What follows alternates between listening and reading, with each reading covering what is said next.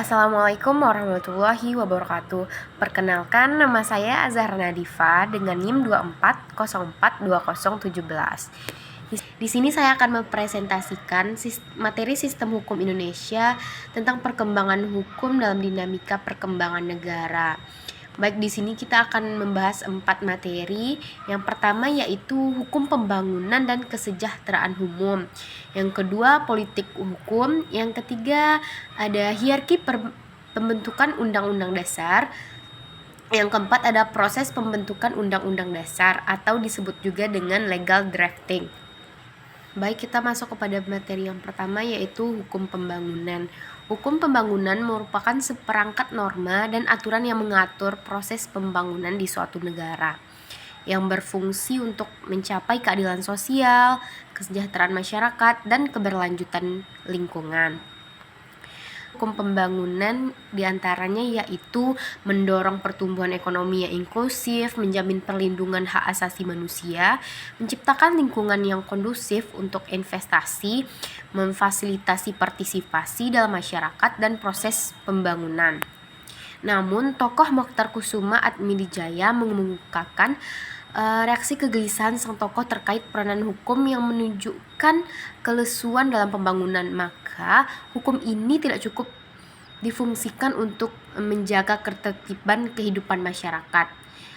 Tetapi hukum juga berfungsi yang pertama yaitu harus pula diperdayakan untuk mengarahkan perubahan dan pembangunan supaya berlangsung secara teratur dan tertib. Fungsi yang kedua yaitu mendukung fungsionalisasi hukum dalam pembangunan hukum. Hukum pembangunan mendorong perlu dilakukannya pembinaan hukum nasional yang meliputi antara lain pembaruan hukum dan pendidikan hukum. Pada soal pembaruan hukum pembangunan memprioritaskan pembentukan atau perubahan hukum pada kebutuhan hukum yang mendesak dan yang netral dari segi kultur, keagamaan, dan sistem sosial.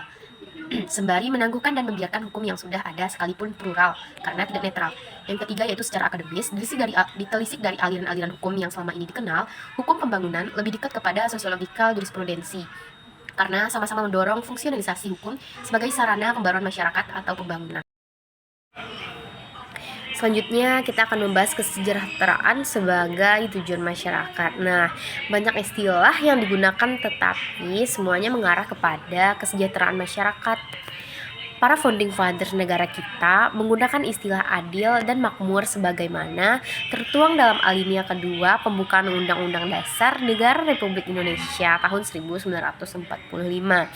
Istilah lain adalah kesejahteraan umum dan keadilan sosial yang tertuang dalam alinea keempat pembukaan Undang-Undang Dasar dalam pasal 33 Undang-Undang Dasar 1945, yaitu menggunakan istilah kesejahteraan sosial dan kemakmuran rakyat dalam ayat 3 pasal tersebut. Kita akan mengenal apa itu politik hukum. Nah, politik hukum merupakan aktivitas yang menentukan pola dan cara membentuk hukum, mengawasi dan bekerjanya hukum, dan memperbaharui hukum untuk tujuan negara. Politik hukum menentukan pembangunan hukum di Indonesia. Jika arah pembangunan hukum diletakkan di atas garis dasar dan landasan yang kuat, hukum akan memberikan perlindungan bagi kehidupan masyarakat. Antara politik hukum dan hukum di antara kehidupan sehari-hari, menurut Arbisani terdapat 3 titik temu. Yang pertama, pada waktu penentuan penjabatan hukum. Proses pembuatan hukum itu sendiri. Proses pelaksanaan hukum di mana pihak yang berkepentingan berusaha mempengaruhi pelaksanaan sudah berbentuk hukum tersebut.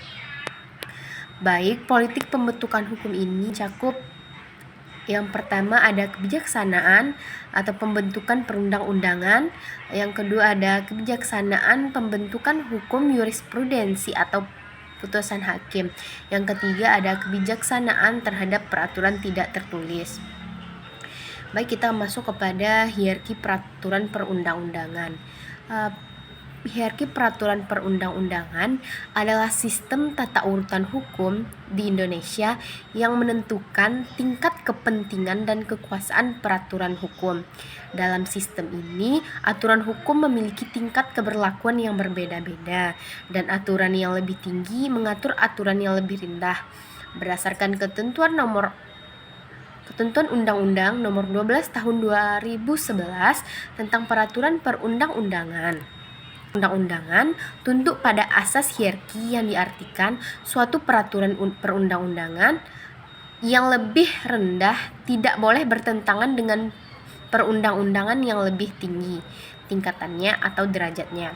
Sesuai asas hierarki dimaksud, perundang-undangan merupakan satu kesatuan sistem yang memiliki ketergantungan, kaitan satu dengan yang lainnya. Untuk itu, peraturan daerah dilarang bertentangan dengan peraturan undang-undang yang lebih tinggi.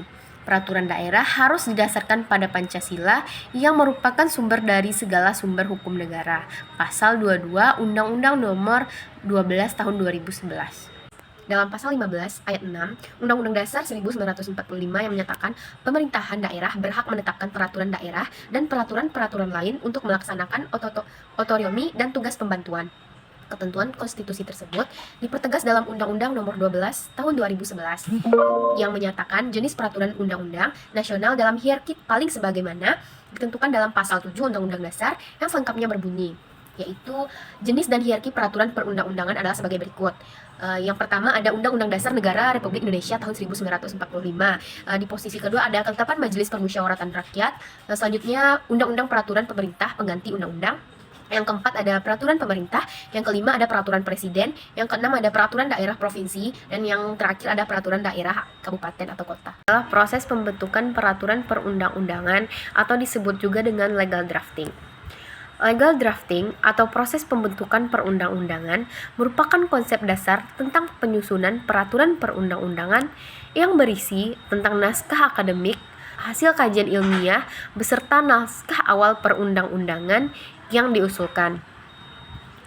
Tegasnya, kegiatan legal drafting adalah dalam rangka pembentukan peraturan perundang-undangan, pembuatan peraturan perundang-undangan di Indonesia melalui beberapa tahapan yang sistematis. Berikut adalah langkah-langkah utama dalam proses pembentukan perundang-undangan. Proses pembentukan undang-undang menurut UU Undang-Undang P3 terdiri dari 5 tahapan. Yang pertama yaitu tahap perencanaan. Tahap awal di sini tahap awal di mana rancangan undang-undang atau disebut juga dengan RUU direncanakan, termasuk penentuan prioritas dan kebutuhan hukum. Yang kedua, penyusunan. Di sini, rancangan undang-undang yang tadi disusun oleh DPR dan pemerintah, melibatkan penyusunan draft awal yang mencakup substansi dan teknik perundang-undangan. Yang ketiga yaitu pembahasan. Nah, RUU ini dibahas secara mendalam oleh DPR, termasuk diskusi dengan pihak terkait untuk mendapatkan masukan dan saran. Yang keempat yaitu konfirmasi. Konfirmasi setelah pembahasan, rancangan undang-undang yang telah disetujui akan dikonfirmasi dalam rapat paripurna DPR sebelum dilanjutkan ke tahap berikut. Tahap terakhir yaitu tahap pengundangan.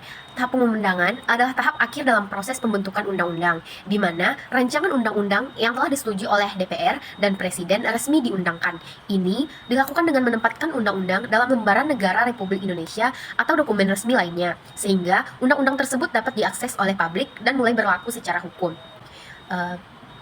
Berikut daftar pustaka yang saya gunakan dalam pembuatan PPT.